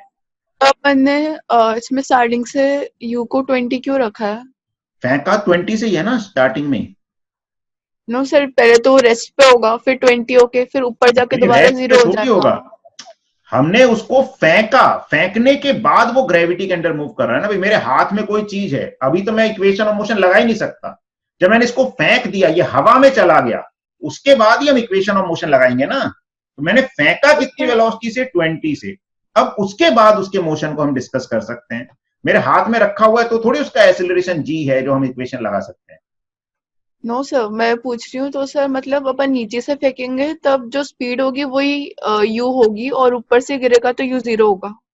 हाँ, अगर ऊपर से गिरेगा तो u 0 होगा, मगर मोशन हम वहां से कंसीडर करेंगे ऊपर से। तो मैं अभी नीचे से ही मोशन कंसीडर कर रहा हूं पूरा, मैं इसको 2 पार्ट में नहीं तोड़ रहा हूं। देखो समझने की बात यही है कि ये जो इक्वेशन होती है S = ut + ½ at², इसको टुकड़ों टुकड़ों में लगाने की जरूरत नहीं है अगर एक्सेलरेशन कांस्टेंट है। ऑटोमेटिकली अगर हम सब चीजें प्रॉपर साइन के साथ रखेंगे तो ये नेगेटिव और पॉजिटिव का मतलब ही ये है कि इक्वेशन में ऑटोमेटिकली ये नेगेटिव रखने से वो अपने आप रिवर्स वाला मोशन भी इसमें इंक्लूड हो जाता है। तो मैं तो शुरुआत से ही बात कर रहा हूं कि मैंने शुरू से इसको फेंका कितनी वेलोसिटी से 20, और 3 सेकंड के बाद डिस्प्लेसमेंट बताना है, तो मैंने डायरेक्टली ये इक्वेशन लगा सकता हूं। कोई चाहे तो इसको टुकड़ों में लगा सकता है कि भाई 2 सेकंड में यहां पहुंच गया, अब मैं 2 सेकंड से 3 सेकंड मतलब 1 सेकंड की बात कर सकते हैं। उसके लिए इनिशियल वेलोसिटी 0 ले सकते हैं, एक्सेलरेशन 10 लेके S = ut + ½ at² लगा सकते हैं, लेकिन उसमें t को क्या लेना पड़ेगा, 1 सेकंड इंटरवल लेना पड़ेगा यहां से यहां का, 2 सेकंड से 3 सेकंड के बीच का। लेकिन डिस्प्लेसमेंट की जो इक्वेशन है it can be used directly. यही खास बात है कि ये वेक्टर इक्वेशन है। वेक्टर मतलब इसमें ऑटोमेटिकली डायरेक्शन का चेंज होना सब कंसीडर हो जाता है अगर हम प्रॉपर साइन कन्वेंशन यूज कर लेते हैं।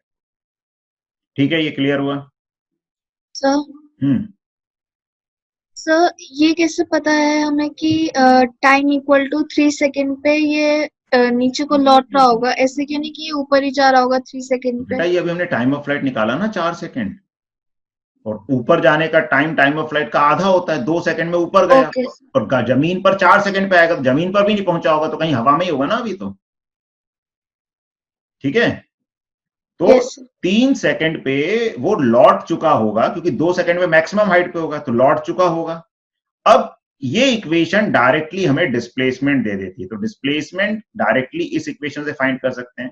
हाँ, लेकिन जब डिस्टेंस फाइंड करनी है तो वहां थोड़ा सा हमें दिमाग लगाना पड़ता है कि डिस्टेंस फाइंड करने में हमें ये चेक करना पड़ता है कि पार्टिकल ने डायरेक्शन चेंज तो नहीं की, कि अगर वो एक ही डायरेक्शन में जा रहा है तो डिस्प्लेसमेंट और डिस्टेंस सेम है, लेकिन अगर उसने डायरेक्शन चेंज की तो डिस्टेंस और डिस्प्लेसमेंट अलग अलग हो जाएगा। तो डायरेक्शन तो चेंज कर रहा है वो, 2 सेकंड पे यहां था, फिर 3 सेकंड पे यहां आया। अब डिस्टेंस में हमें अलग से देखकर ऐड करना पड़ेगा, उसको डायरेक्टली फॉर्मूले से नहीं निकाल पाएंगे हम, या निकाल पाएंगे तो थोड़ा ज्यादा दिमाग लगाना पड़ेगा, तो उतना दिमाग लगाने की कोई जरूरत नहीं है। हम सीधे ये देख लें कि भैया मैक्सिमम कितना ऊपर तक गया था, 20 मीटर गया था मैक्सिमम हाइट के बराबर, और अभी कितनी हाइट पर है वो, अभी है वो 15 मीटर की हाइट पर। डिस्प्लेसमेंट का मतलब यही है कि इनिशियल पोजीशन से कितनी दूरी पर है, यानी वापस कितना लौट लिया होगा, यहां से 5 मीटर वापस लौटा होगा। या किसी को और मेहनत करनी है तो ये इक्वेशन अलग से निकाल ले कि टॉप मोस्ट पॉइंट पर वेलोसिटी 0 है, एक्सीलरेशन उसका g है, 1 सेकंड में कितना लौटा होगा, तो s is equal to ut plus half at square. लेकिन वो बेवकूफी है, हम दिमाग लगाएं तो भाई 20 मीटर ऊपर गया था, अभी 15 मीटर की हाइट पर है, यानी 5 मीटर लौट चुका है, तो डिस्टेंस क्या होता है, टोटल पाथ की लेंथ। तो 20 मीटर ऊपर जाने का पाथ, 5 मीटर नीचे लौटने का पाथ, तो डिस्टेंस कितनी हो गई, 25 मीटर। तो ये उसकी डिस्टेंस ट्रेवल्ड हो गई। ठीक है, समझ आया ये?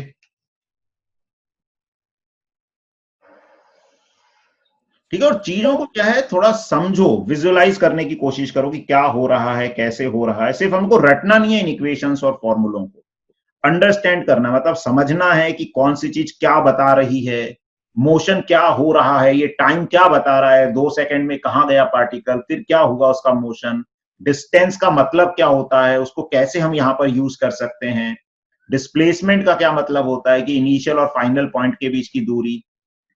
तो अगर वैसे भी बात करें तो ये एस क्या देता है, एस क्या देगा कि पार्टिकल इनिशियल पॉइंट के रिस्पेक्ट में कहां पर है, यही डिस्प्लेसमेंट होता है, तो वो डायरेक्टली डिस्प्लेसमेंट आ जाएगा 15 मीटर। ठीक है, क्लियर हुआ ये? तो यहां पर ये क्वेश्चन मैंने इसीलिए लिया है कि हमें डिस्टेंस और डिस्प्लेसमेंट का कॉन्सेप्ट समझ आए, कि अगर कोई डिस्टेंस पूछ लेता है तो हमें क्या दिमाग में रखना है। क्या दिमाग में रखना है कि पहले तो ये रखना है कि पार्टिकल ने उस टाइम इंटरवल में डायरेक्शन चेंज तो नहीं की, अगर डायरेक्शन चेंज करने का होता उसकी वेलोसिटी 0 तो नहीं हुई, या ऐसे ग्रेविटी वाले केस में वो मैक्सिमम हाइट से लौट के तो नहीं आ गया। तो मैक्सिमम हाइट तक जाने का टाइम क्या होता है, u/g कर सकते हो, या टाइम ऑफ फ्लाइट का आधा होता है। तो अगर ये टाइम ऑफ फ्लाइट के आधे से कम है तो जो आंसर डिस्प्लेसमेंट का होगा वही डिस्टेंस का होगा। जैसे अगर कोई पूछता 1 सेकंड में क्या होगा, तो 1 सेकंड में जो डिस्प्लेसमेंट होगा वही डिस्टेंस हो जाएगा, 2 सेकंड में भी जो डिस्टेंस होगा वही डिस्प्लेसमेंट हो जाएगा। लेकिन 2 सेकंड से ज्यादा टाइम ले लोगे तो पार्टिकल अपनी डायरेक्शन चेंज कर लेगा, तो डिस्प्लेसमेंट और डिस्टेंस का डिफरेंट आंसर आ जाएगा। ठीक है, अगर समझ आया तो एक बार बता दीजिए, यस लिख दीजिए, फिर आगे बढ़ते हैं। हाँ हिमांगी, कुछ बोलना है आपको? हाँ सर, जैसे जब उसने मैक्सिमम हाइट अचीव कर ली तो उसने 2 सेकेंड लगा ली। अब वो जब नीचे आएगा तो फिर से 2 सेकेंड लेगा।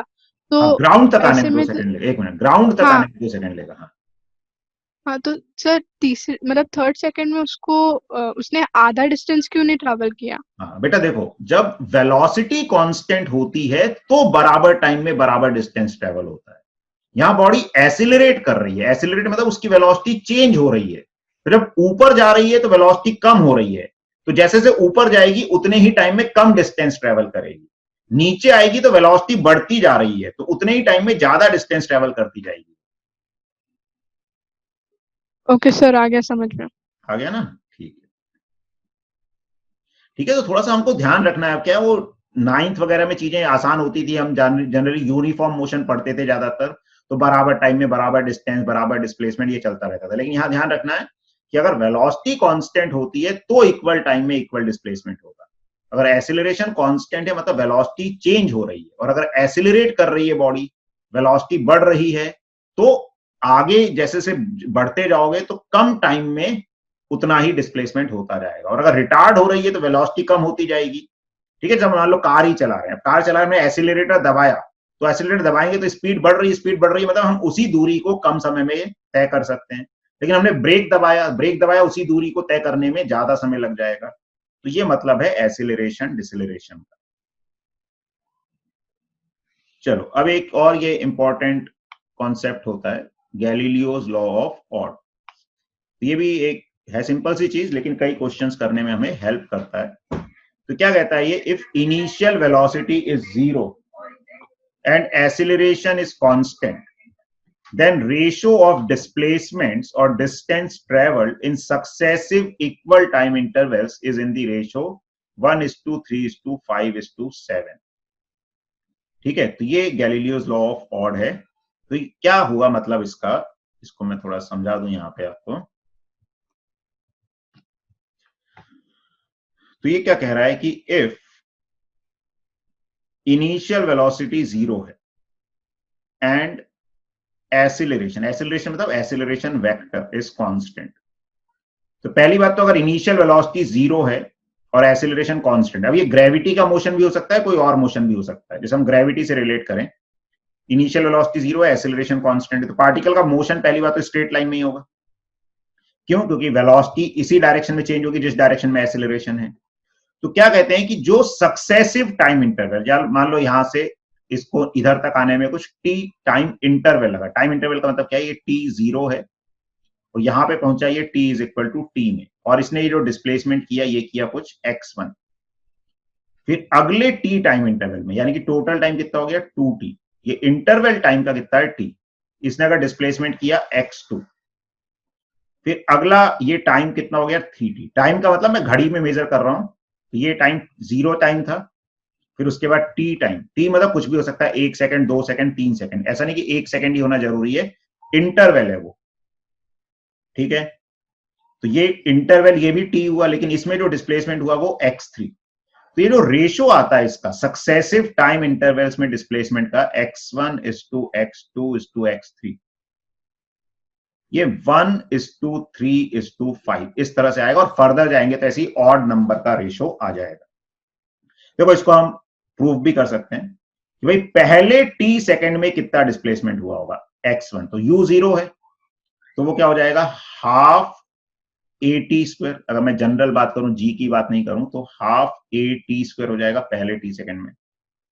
अगले t सेकंड में देखो, अब थोड़ा सा यहां समझने वाला है, अगले t सेकंड में क्या होगा। तो अगले t सेकंड के लिए हम वेलोसिटी को 0 नहीं मान सकते। अगर मैं अगला t सेकंड बोलूं तो यहां से लेकर यहां तक का मोशन देखूं तो टाइम तो t हो गया, लेकिन वेलोसिटी को 0 नहीं मान सकते। तो एक तरीका होता है मैं इस पॉइंट की वेलोसिटी निकालूं और फिर ut प्लस हाफ at² लगाऊं।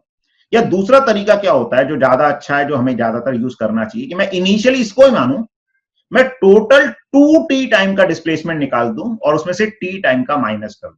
ध्यान रखना, मैं nth सेकंड का फॉर्मूला यहां इसलिए नहीं लगा सकता क्योंकि वो 1 सेकंड का इंटरवल नहीं है, वो t कुछ भी हो सकता है। अगर हाँ t 1 सेकंड का इंटरवल होता तो मैं nth सेकंड वाला भी फॉर्मूला डायरेक्टली लगा लेता। तो मेरे को अगले t सेकंड का डिस्प्लेसमेंट चाहिए, तो मैंने क्या किया, टोटल 2t का डिस्प्लेसमेंट निकाला और उसमें से t का डिस्प्लेसमेंट माइनस कर दिया। तो टोटल 2t के लिए तो इनिशियल वेलोसिटी 0 ही हो जाएगी। तो 2t टाइम में कितना डिस्प्लेसमेंट हुआ, हाफ a इंटू 2t का स्क्वायर, और t टाइम में कितना हुआ था, हाफ a_t²। तो इसको मैं सॉल्व करके लिख दूं तो ये आ जाएगा 3/2 at²। ठीक है, फिर x3 निकालना है। x3 मतलब अगले t सेकंड का डिस्प्लेसमेंट। तो अगले t सेकंड के लिए फिर अब मैं क्या कर सकता हूं, टोटल किसका निकाल दूं, 3t का निकाल दूं, है ना। यहां से लेकर यहां तक टोटल निकाल दूं 3t का, और उसमें से 2t का माइनस कर दूं। तो उसमें मैं डायरेक्टली फिर ut प्लस हाफ at² लगा सकता हूं, जिसमें u को 0 मान सकता हूं। तो टोटल 3t टाइम में कितना हो जाएगा, हाफ a इंटू 3t का स्क्वायर, और उसे 2t का माइनस कर दिया, हाफ a इंटू 2t का स्क्वायर। तो ये आ जाएगा हाफ a, 3t का स्क्वायर इज 9t², और 2t का स्क्वायर इज 4t²। तो ये आ जाएगा हाफ a इंटू 5t², या इसको मैं 5 इधर ही लिख दूं सीधे, तो 5/2 at²। अब देखो ऐसे ही मैं इसका रेशियो लेता हूं, x1:x2:x3, तो ये कितना आ जाएगा, 1:3:5। तो अगर इसको याद रखना है, कई बार प्रॉब्लम डायरेक्टली इस पे ही आ जाते हैं कि रेशियो ही पूछ लेते हैं, या कई बार इसका यूज करके हम प्रॉब्लम सॉल्व कर सकते हैं। तो इस तरह से ये एक इंपॉर्टेंट कॉन्सेप्ट हो जाता है। ठीक है, तो क्या याद रखना है और ध्यान रखना है, तभी एप्लीकेबल है जब इनिशियल वेलोसिटी 0 है। अगर इनिशियल वेलोसिटी 0 नहीं होगी तो हम इसको अप्लाई नहीं कर पाएंगे, फिर हमें कोई इक्वेशंस का यूज करना पड़ेगा, s is equal to ut plus half at²। चलो ये क्लियर हुआ, तो अब हम आगे एक दो प्रॉब्लम करके देखते हैं इस पे बेस्ड। चलो एक क्वेश्चन है, इसको ट्राई करो, बताओ क्या आंसर आएगा इसका। तो अदिति, प्रेक्षा, हिमांगी, अभव्या, सही है आप सबका, गुड। तनीषा, आपने मिस्टेक करी। देखो इसमें इक्वल इंटरवल है और पार्टिकल को क्या किया, फ्री फॉल कर रहा है ग्रेविटी में, तो कुछ भी नहीं दे रखा तो हम u 0 मान के ही चलेंगे। प्रियांशी, आपका भी गलत है। तो देखो क्या होगा, तो stone falls freely under gravity. अब वो पहले 5 सेकंड में h1 डिस्टेंस ट्रेवल कर रहा है, अगले 5 सेकंड, तो बराबर बराबर टाइम का इंटरवल है 5-5 का, अगले 5 सेकंड में h2 कर रहा है और अगले 5 सेकंड में h3 कर रहा है। तो मैं h1 को अगर x मान लो तो मैं बोल सकता हूं h2 would be equal to 3x। अभी हमने देखा कि अगर इनिशियल वेलोसिटी 0 है और एक्सेलरेशन कांस्टेंट है तो सक्सेसिव टाइम इंटरवल में डिस्प्लेसमेंट का रेशियो 1:3:5:7 होता है, और अगले 5 सेकंड में जो h3 है वो 5x हो जाएगा। अब हमें h1, h2, h3 को रिलेट करना है, तो बेसिकली हम x को निकाल लें। तो यहां तो x h1 के बराबर ही है, यहां से x किसके बराबर आ गया, h2/3, और यहां से x किसके बराबर आ गया, h3/5। अब मैं x को इक्वेट कर दूं तीनों इक्वेशन से, तो h1 is equal to h2/3 is equal to h3/5। तो ये आंसर आ जाएगा, तो थर्ड वाला आंसर आ जाएगा। ठीक है, समझ आया ये? सर हाँ सर टाइम इंटरवल, अगर मान लीजिए क्वेश्चन में गिवन है time interval 4 to 6 second, 6 to 8 second, 8 to 10, 2 seconds का इंटरवल है हर में, लेकिन वो टाइम इंटरवल 4 सेकेंड से शुरू हो रहा है, हाँ, तो उससे भी कोई सर ये फर्क लॉ नहीं। एक्टिव नहीं, उससे एक्चुअली अगर देखो, अच्छा क्वेश्चन है ये, अगर 4 सेकंड पे वेलोसिटी 0 है तब तो ये लग जाएगा, लेकिन अगर 4 सेकंड में नहीं, वेलोसिटी इनिशियली 0 है, ठीक है, और टाइम इंटरवल बोल रहे हैं 4 से 6, 6 से 8 और 8 से 10, तो ये तुमने बहुत अच्छा सवाल पूछा। तो कोई बात नहीं, हम 0 से 2 और मान लें, 2 से 4 और मान लें, हम तो ये जानते हैं बस लगेगा कहां से, शुरुआत से ही लगेगा वो। तो 0 से 2 सेकंड में अगर x हुआ होगा, 2 से 4 में 3x हुआ होगा, यहां 5x हुआ होगा, यहां 7x हुआ होगा और यहां 9x। तो अगर हमें सिर्फ 4 से 6, 6 से 8 से 10 का रेशो बताना है अगर, तो वो 5:7:9 आ जाएगा। आया समझ? ओके सर, तो सर स्टार्टिंग से ही देखना होता है हाँ, 0 ये से जो टाइम रेशो, इक्वल टू 0। हाँ गुड, रेशो जो है 1:3:5, ऑड नंबर का रेशो 1 से शुरू जो हो रहा है वो स्टार्टिंग से ही हम टाइम इंटरवल काउंट करेंगे, तभी वो रेशो 1:3:5 का आएगा। अगर हम आगे से टाइम इंटरवल ले रहे हैं तो हमें देखना शुरू से ही पड़ेगा रेशो के लिए, ठीक है? ठीक है सर। और सबको क्लियर है ये, कोई डाउट इसमें किसी तरह का? सर x की वैल्यू निकाल कर हम लोग डायरेक्ट ही रेशियो लगा दें 1:3:5:7। x की वैल्यू मतलब निकाल कर हम्म हम डायरेक्ट 4:6 से लगा सकते हैं, मतलब 1:3:5:7। नहीं, x की वैल्यू कैसे निकालेंगे, x की वैल्यू निकालनी क्यों है, ये रिलेशन तो यही है ना, हमें x निकालने की जरूरत ही नहीं है। ये रिलेशन का फायदा ये है कि हमें x फाइंड ही नहीं करना, हम सीधे रेशियो बता सकते हैं, बस टाइम इंटरवल बराबर होना चाहिए। हाँ, अगर कोई डिस्प्लेसमेंट ही पूछता, जैसे भाई ये पूछ लेता कि एक पार्टिकल को मैंने रेस्ट से ड्रॉप किया, ठीक है ना, रेस्ट से ड्रॉप किया, कोई पूछ लेता डिस्प्लेसमेंट इन 5th सेकंड, तो डायरेक्टली मैं nth सेकंड का फॉर्मूला भी लगा सकता था, ठीक है, या 5th सेकंड में तो nth सेकंड लगा सकते हो, और कुछ मैं मान लेता हूं डिस्प्लेसमेंट इन 4 to 6 सेकंड, ठीक है, 4 से 6 सेकंड के बीच में क्या डिस्प्लेसमेंट हुआ। अब या तो मैं 4 सेकंड का निकालूं, 6 सेकंड का निकालूं, या फिर मैं क्या निकाल दूं, मैं निकाल दूं डिस्प्लेसमेंट इन 0 to 2 सेकंड निकाल दूं, तो वो डायरेक्टली हम इनिशियल से बता सकते हैं कि भाई 2 सेकंड का डिस्प्लेसमेंट क्या हो जाएगा, ut + ½ at² कर दें, तो u तो 0 हो गया, ड्रॉप किया रेस्ट से, अब इनिशियल टाइम 0 ही है। एक्सीलरेशन g हो गया, g/2, 2 का टाइम सेकंड 2 हो गया, टाइम इंटरवल 2 का स्क्वायर 4, तो ये आ गया 2g, g को 10 मान ले तो 20 आ गया।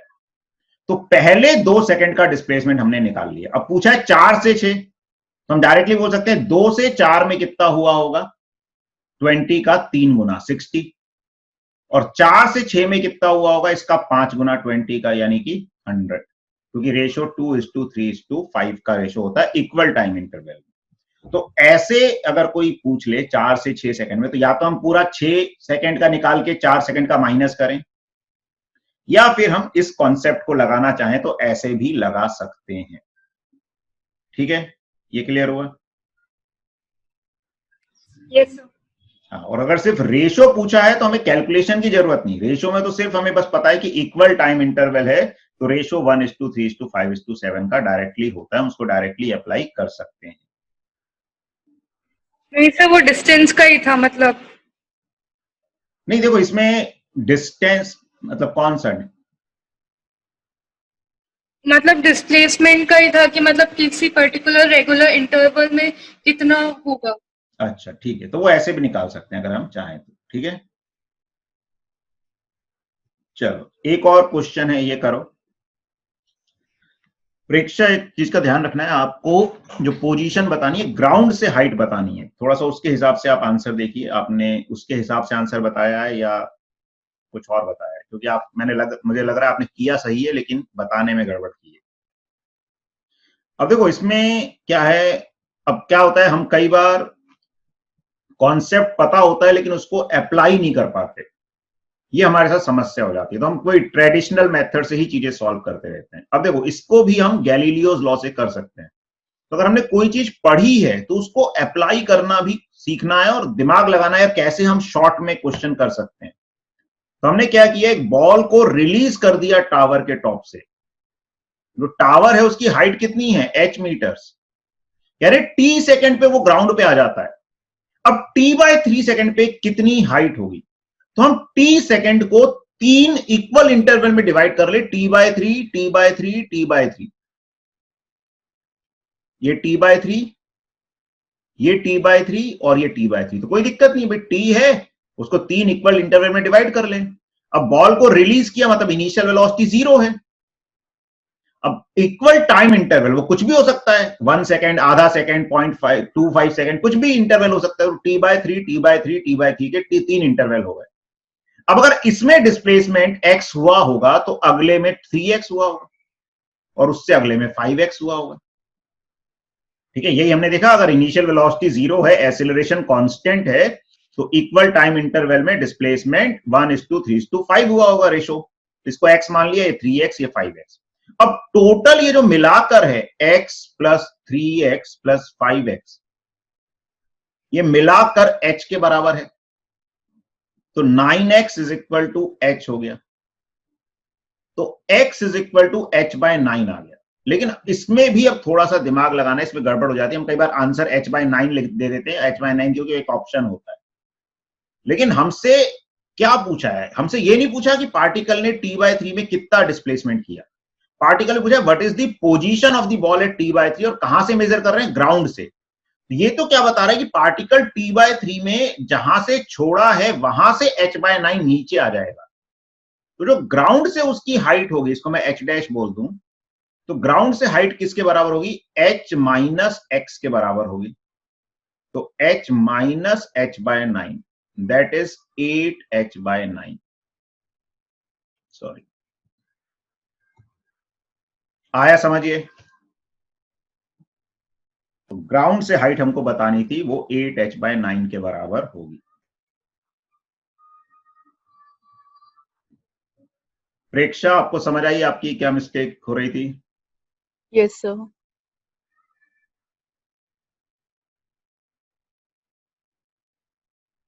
ओके, मैं एक बार दोबारा बता देता हूं कि h' क्या है। देखो, हमने क्या बोला कि टोटल टाइम t है, उसको मैंने 3 इक्वल इंटरवल्स में डिवाइड कर दिया, t/3 t/3 t/3। अब इक्वल इंटरवल्स में अगर इनिशियल वेलोसिटी 0 है, एक्सीलरेशन कांस्टेंट है, तो डिस्प्लेसमेंट का रेशियो क्या होता है, 1:3:5। तो ये अगर x होगा तो ये 3x, ये 5x, इनका टोटल सम तो हाइट के बराबर होगा, तो इनका सम कितना आ गया 9x, वो h के बराबर आ गया, तो x आ गया h/9। x क्या बता रहा है, पार्टिकल को जहां से छोड़ा था वहां से वो h/9 नीचे आ जाएगा, कितने टाइम में, t/3 में। लेकिन हमें ऑप्शंस में सारे ग्राउंड से हाइट दे रखी है, ग्राउंड से कितनी दूरी होगी, तो ये तो ऊपर से जहां से छोड़ा था वहां से h/9 नीचे आया, ठीक है, मतलब ये x की वैल्यू आ गई h/9, ये आई जहां से हमने छोड़ा था वहां से। अब ग्राउंड से पूछा है कितनी हाइट होगी, तो ग्राउंड से जो उसकी हाइट है वो टोटल हाइट h में से इस h/9 को माइनस करके निकालनी पड़ेगी, तो उस हाइट को मैंने h डैश बोल दिया, कंफ्यूज ना हो h से, तो इसको h डैश बोल दिया, तो h डैश क्या हो जाएगा, टोटल हाइट जो थी पार्टिकल की उसमें से h/9 को माइनस कर देंगे, तो this way we will get the answer 8h/9। ठीक है, क्लियर हुआ ये? Yes sir. ठीक है, तो ऐसे कॉन्सेप्ट्स होते हैं, उनको हमें अप्लाई करना सीखना है, नहीं तो क्या होता है ट्रेडिशनल मेथड से कि ऐसे क्वेश्चंस बहुत लेंथी हो जाते हैं। अब ऐसे अगर करोगे तो इनको कई बार हम माइंड में ही कर सकते हैं, कॉपी पेन की भी जरूरत नहीं है, थोड़ा सा सोच लेगी यार क्या हुआ होगा, फिर हम माइंड से ही आंसर निकाल सकते हैं। चलो एक और क्वेश्चन करते हैं, फिर आज का सेशन एंड करते हैं। तो इस क्वेश्चन को करो और बताओ इसका क्या आंसर आएगा। अच्छा, अब इसमें एक चीज का ध्यान रखना है, इसमें हम गैलीलियोस लॉ नहीं लगा सकते। अब कई बार क्या होता है हम बिना सोचे समझे हर जगह लगाने लगते हैं। क्यों नहीं लगा सकते? क्योंकि यहाँ पे इनिशियल वेलोसिटी 0 नहीं है, यहाँ पे पार्टिकल को फेंका गया है नीचे 10 मीटर पर सेकंड से, तो इसमें जनरल इक्वेशन लगानी है हमको। कौन सी? nth सेकंड वाली लगा सकते हैं। थर्ड सेकंड का डिस्प्लेसमेंट निकाल लें, सेकंड सेकंड का, और उसका आंसर बता दें। तो प्रेक्षा ने सही आंसर निकाल लिया है, गुड। और ऑर्डर का भी ध्यान रखना है, थर्ड एंड सेकंड सेकंड पूछा, तो पहले तीसरे सेकंड का और फिर सेकंड सेकंड का, उस अकॉर्डिंग हमें रेशो बताना है। सुहानी आपका भी सही है आंसर, पुष्पक आपका भी सही है, अभव्या आपने उल्टा कर दिया, थर्ड टू सेकंड सेकंड का रेशो बताना है, आपने देखो क्या बताया है। अभव्या, प्रियांशी सही है अब आपका। चलिए तो देखिए क्या करना है, अब इसमें हम गैलीलियोस लॉ नहीं लगा सकते क्योंकि इनिशियल वेलोसिटी 0 नहीं है, इनिशियल वेलोसिटी 10 है, तो हम nth सेकंड वाला फॉर्मूला लगा देंगे, Sn is equal to u plus a/2 into 2n-1। तो ऑर्डर का भी ध्यान रखना है, पहले हमने 3 पूछा है तो हम S3 निकाल लेते हैं। अब u कितना हो गया इसमें 10, और नीचे ही फेंका है तो हम नीचे की डायरेक्शन को ही पॉजिटिव मान लेते हैं। ठीक है, तो नीचे की डायरेक्शन को पॉजिटिव मानेंगे तो u भी पॉजिटिव हो जाएगा और a भी पॉजिटिव हो जाएगा, तो 10/2 कितना रहेगा 5 इंटू ये आ जाएगा 6-1, तो ये 6-1 5 इंटू 5 इज 25 प्लस 10 इज 35, और S2 क्या आ जाएगा 10 plus 5 into 4-1, 4-1 is 3, 3 into 5 is 15, 15 plus 10 is 25। तो हमसे रेशियो पूछा है S3/S2 का, तो S3/S2 इज 35/25, दैट इज 7:5, तो ये आंसर आ जाएगा। ठीक है, तो इस तरह से हम ये डिफरेंट कॉन्सेप्ट यूज कर सकते हैं। ठीक है, मोशन अंडर ग्रेविटी से रिलेटेड, कांस्टेंट एक्सीलरेशन से रिलेटेड। ठीक है, तो आज इतना ही करते हैं हम। ठीक है, तो चलो ये हमारा आज का लेक्चर जो है कंप्लीट हो गया। तो इससे रिलेटेड भी प्रॉब्लम्स मैं HC वर्मा से बता दूंगा, और ठीक है ना, बाकी DPP टेस्ट होगा, इसका भी एक कल मिलेगा आपको, और ग्राफ वाला सेक्शन अब हम अगली क्लास में लेंगे, इसी में एक्सेलरेटेड मोशन में ग्राफ वगैरह को कैसे यूज किया जाता है।